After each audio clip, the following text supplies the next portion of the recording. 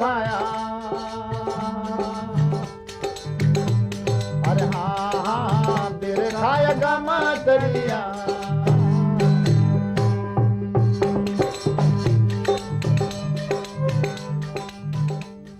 अनंत कष्टों को सहता हुआ अपनी डाली से टूटकर चरखे पर चढ़कर देह को तार तार करवाता है। पिंजारे के यहाँ धुनका जाता है। वस्त्र बनने की प्रक्रिया में सुइयों से बेधा जाता है। कढ़ाइयों में उबाला जाता है। फिर भी दूसरों के दोष और छिद्र ढकता है। सबकी लाज बचाता है। जी हां, ऐसा ही है कपास।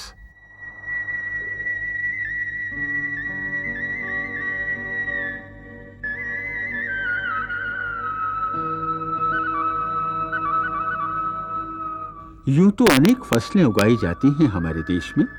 उनमें एक फसल ऐसी है जो हमारी सभ्यता, संस्कृति और अर्थव्यवस्था का मूलाधार रही है। रोजगार, निर्यात एवं हर हाथ को काम तथा आमदनी की विपुल संभावना वाली फसल है कपास। कपास नाम संस्कृत के करपासा और कॉटन अरबी के कतन से बना है। ये एक वानस्पतिक बीज तंतु है जिसे प्रकृति ने बीज की सुरक्षा के लिए बनाया है। कपास मालवेशी परिवार का पौधा है। इसकी कृषि योग्य 4 प्रजातियां होती हैं: गॉस्पियम हिरसुटम, गॉस्पियम बारबेडस, गॉस्पियम आर्बोरियम और गॉस्पियम अर्बेसियम। विश्व में भारत ही एक ऐसा देश है जहां इन चारों प्रजातियों की खेती की जाती है। होली का मदमस्त रंग भरा त्योहार। मादल की थाप पर पूरा देश नाचता गाता है। उसके थोड़े समय बाद जेठ की तपन भरी गर्मी में किसान कपास की बोनी की तैयारी में जुट जाता है।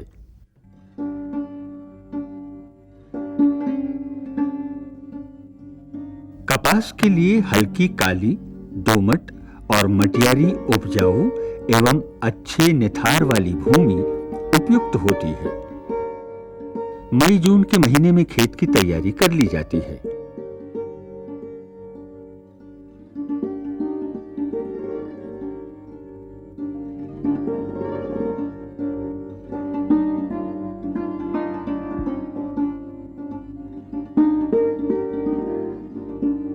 बाजार में कपास के कई तरह के बीज प्रचलित हैं, प्रामाणिक और अप्रामाणिक दोनों ही। सस्ते महंगे सभी तरह के। अच्छे बीज मिल गए तो ठीक, वरना किस्मत।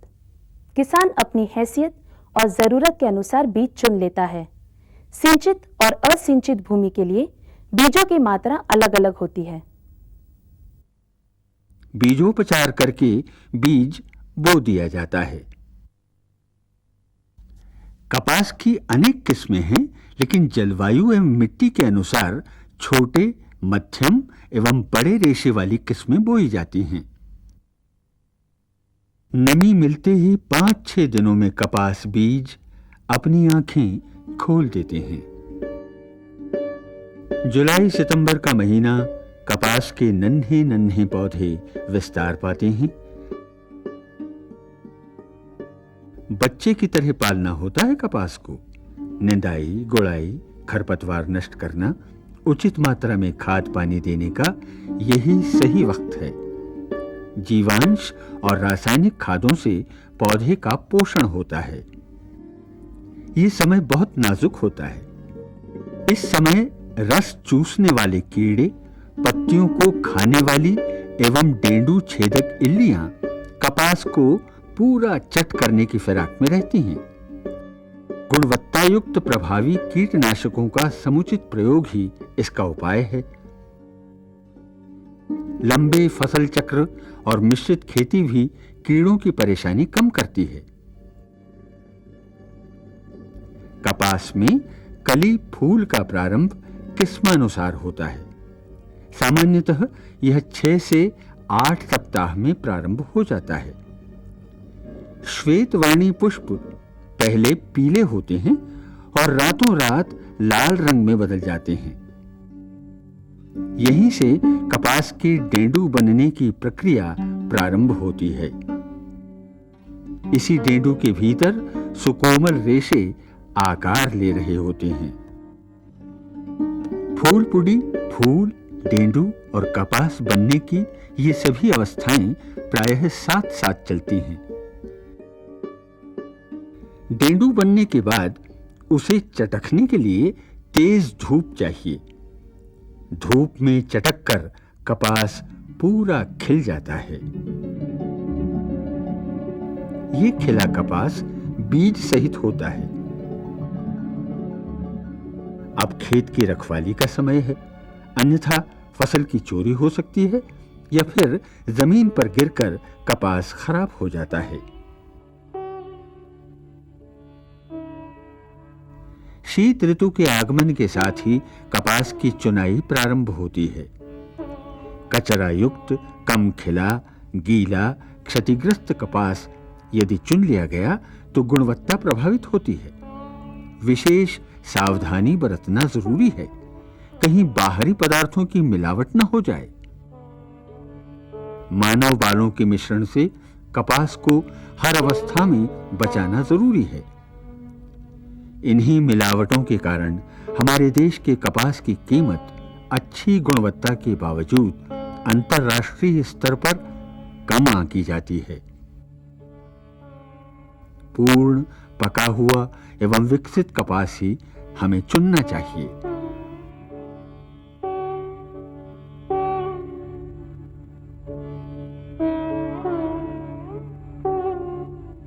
कपास की सावधानी पूर्वक चुनाई कर ऊंचे एवं सूखे स्थान पर भंडारित करना ही ठीक होता है। कीड़ों द्वारा क्षतिग्रस्त कपास एवं विभिन्न किस्मों के कपास को अलग अलग ही रखना चाहिए।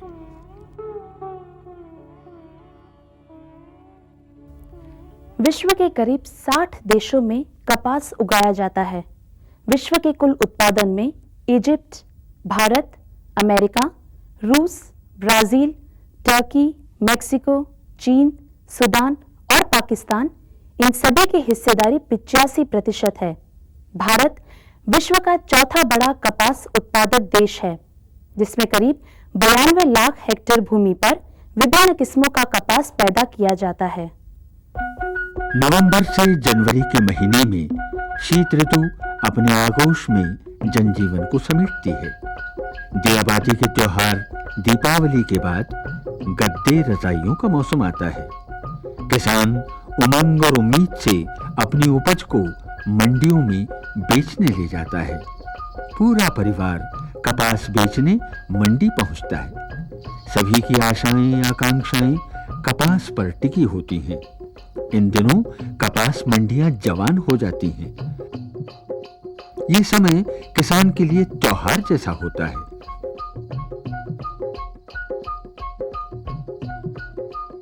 ये कृषि उपज मंडी है। यहाँ कपास के भाव तय किए जा रहे हैं। सरकारी, सहकारी एवं व्यापारिक संस्थाएं नीलामी पद्धति से कपास क्रय करती हैं। देश के अलग अलग हिस्सों में कपास क्रय विक्रय की अलग अलग पद्धतियां हैं। ये विडंबना ही है कि कपास उत्पादक कृषक अपनी उपज का भाव खुद तय नहीं कर पाता। भाव गिर गए तो सबका तन ढकने वाला किसान खुद कपड़ों तक के लिए मोहताज हो जाता है।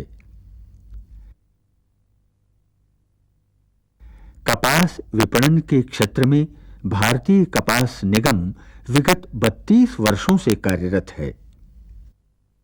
यदि मान लीजिए कभी कॉटन का प्रोडक्शन बहुत ज़्यादा है और प्राइवेट ट्रेडर्स या मिल वाले उसको नहीं खरीदना चाहते हैं या एक रेम्यूनरेटिव प्राइस नहीं देना चाहते हैं, तो उसके लिए एक उन्हें गवर्नमेंट ऑफ इंडिया का एक एजेंसी बनाई CCI कि ये CCI आपसे वो माल खरीदेगी। यानी फार्मर को एक ये अश्योर करने के लिए कि आप यदि कॉटन का प्रोडक्शन बढ़ाते भी जाएंगे तो आपको कुछ सपोर्ट करने के लिए कि भारत सरकार की एजेंसी है, आपका माल कोई औने पौने दाम में नहीं बिकेगा। भारत सरकार जो हर साल एक मिनिमम जो न्यूनतम समर्थन मूल्य है वो हर वैरायटी का घोषित करती है। तो सीसीआई का काम ये है कि ऑल ओवर इंडिया किसी भी मंडी में या किसी भी राज्य में उस वैरायटी का भाव उस न्यूनतम समर्थन मूल्य से नीचे नहीं जाना चाहिए। यदि जाता है तो सीसीआई जो है वो किसानों से सारा कपास खरीदने के लिए बंधी हुई है, उनका हमारा एक कमिटमेंट है।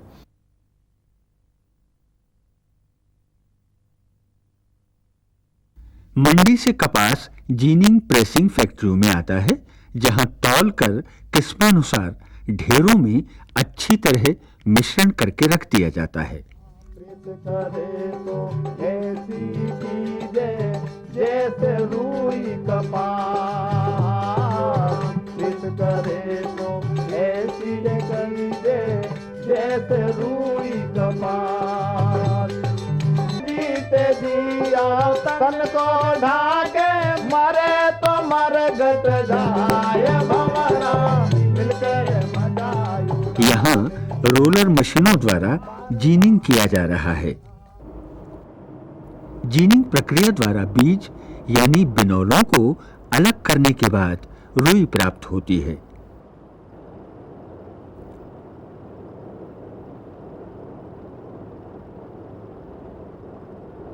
अब पाला घरों का प्रचलन बढ़ा है, जहां रुई संग्रहित की जा रही है, लेकिन सफाई हर स्तर पर जरूरी है। महिलाओं के अभ्यस्त कुशल हाथ और तीक्ष्ण निगाहें ही इस कार्य को बखूबी कर पाती हैं। इन फैक्ट्रियों में आग की संभावना सदैव बनी रहती है। कभी कभी जरा सी असावधानी से भीषण अग्निकांड हो सकते हैं।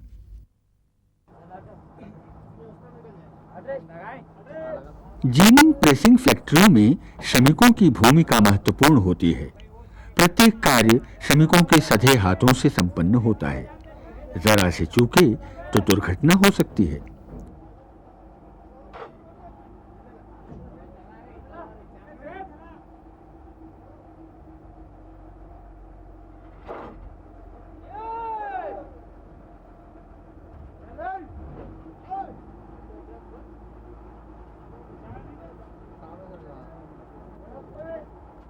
रुई को प्रेस करके गांठ बना दी जाती है, जिसका वजन तकरीबन 170 किलोग्राम होता है।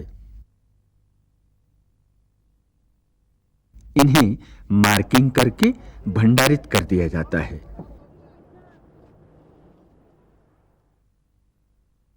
कपास का दूसरा बाई प्रोडक्ट है बिनोला, यानी कपास का बीज, जिसे काकड़ा, सरकी, कपासिया, कॉटन सीड जैसे विविध नामों से भी जाना जाता है।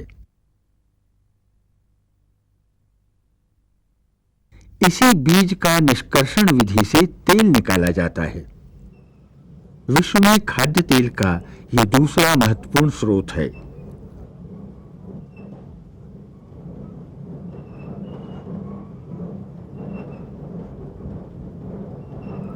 स्वादिष्ट नमकीन बनाने में भी इसी का उपयोग किया जाता है।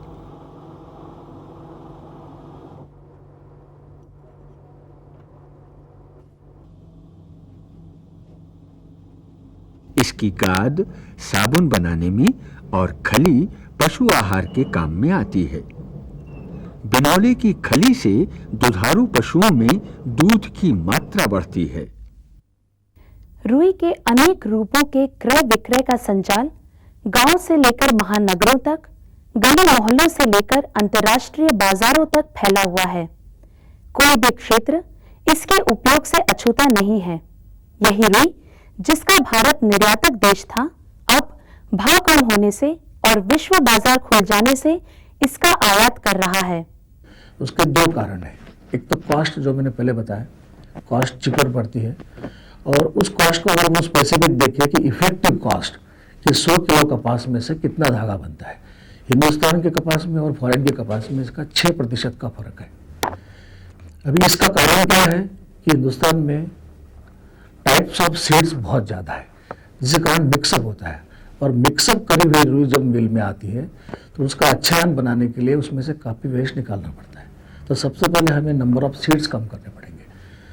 नंबर 2, अलग अलग सीड्स के कपास अलग अलग रखने पड़ेंगे ताकि वो प्रोसेस होने के बाद उसके अच्छे दाम मिल पाए। उसमें नुकसान नहीं होता है, नुकसान होता है मिक्स करने के बाद। और सबसे बड़ा जो हमारे हिंदुस्तान कॉटन का फॉल्ट है, अच्छी क्वालिटी होने के बावजूद भी, कि वो फॉरेन मैटर, ये इंपोर्ट जो कपास हो रही है ऑस्ट्रेलिया की है, अफ्रीका की है, ग्रीस की है, सूडान की है, इसमें प्रॉब्लम बिल्कुल नहीं है। तो जो कपड़े से गारमेंट बनाने वाली इंडस्ट्री है, उनको इफेक्टिवली इंपोर्टेड कॉटन हमेशा सस्ती पड़ती है। रुई के भाव मांग एवं गुणवत्ता के आधार पर तय किए जाते हैं।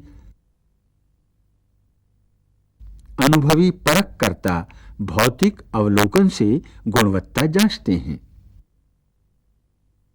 अब प्रयोगशालाओं में रेशे की तंतु लंबाई, माइक्रोनियर यानी महीनता, परिपक्वता, मजबूती, रेशों की समानता एवं रुई में उपलब्ध कचरे की मात्रा से रुई की गुणवत्ता की जांच होती है। प्रकृति ने मनुष्य को रंगीन कपास भी भेंट स्वरूप दिया, परंतु सफेद रेशों वाला कपास ही मानव के मन को भाया। रंगीन कपास सफेद रेशों वाले कपास से कम गुणवान होने के कारण बढ़ोतरी न पा सका, परंतु अब अनुसंधानकर्ता कई वर्षों से रंगीन कपास की गुणवत्ता बढ़ोतरी के लिए कार्य कर रहे हैं। अब कार्बनिक कपास या जैविक कपास की अवधारणा भी जोर पकड़ रही है। रुई से कपड़ा बनने की यात्रा का पहला पड़ाव है सूत बनाना। यही महीन सा धागा आजादी की लड़ाई का हथियार बना, जिसने शोषणकारी अंग्रेजी तानाशाही के तार तार कर दिए। विदेशी मिलों के खिलाफ चरखा खड़ा हुआ, जिसने भारत के सब बिखरे तंतुओं को एक कर दिया। तंतुओं से वस्त्र बुनने की कला संसार की प्राचीनतम कलाओं में से एक है। यह कला मिस्र, भारत एवं चीन में पहले आई।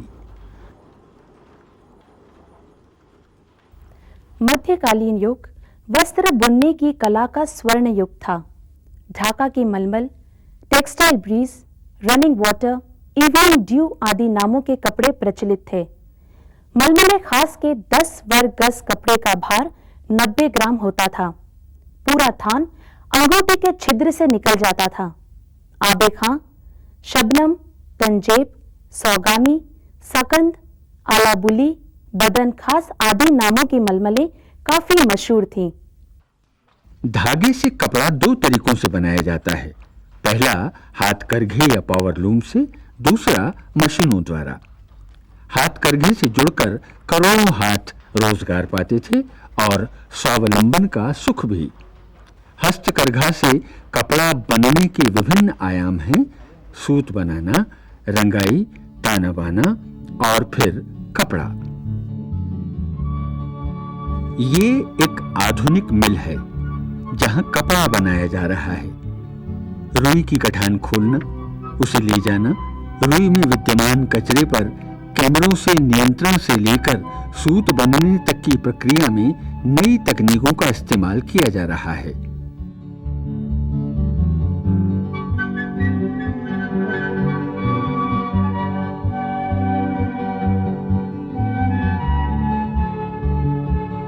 तमाम मशीनों के बावजूद मानव श्रम की भूमिका अपना महत्व रखती है। सूती धागे से कई किस्म के कपड़े बनते हैं: पॉपलिन, कैनवास, मार्किन, लॉन, वायल, आरगंडी आदि।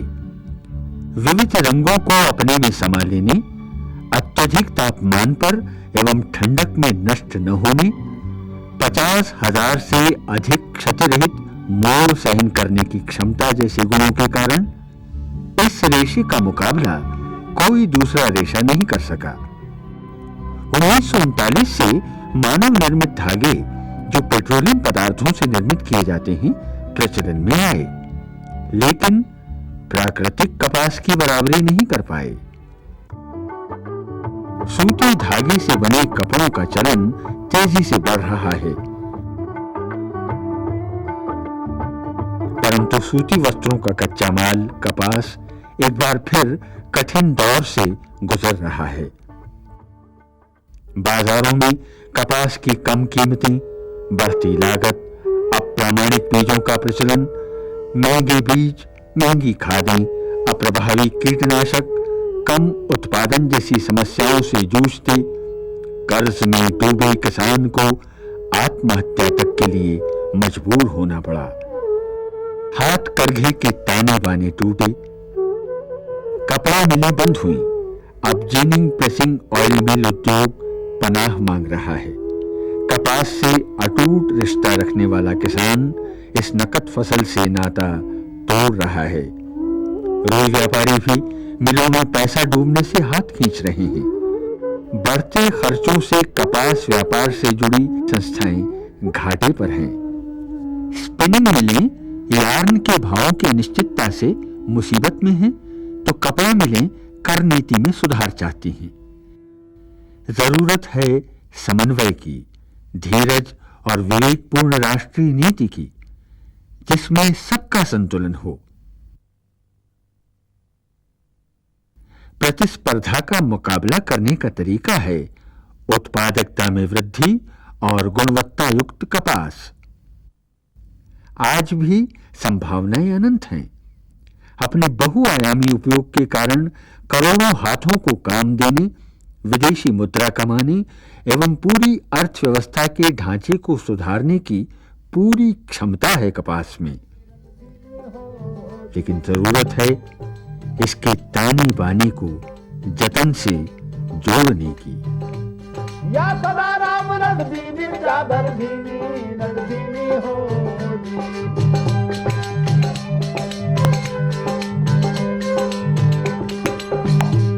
अरे अष्ट कमल दल चरखा चालन पांच तत्व गुण चीनी चादर भीनी रघुवीनी होगी।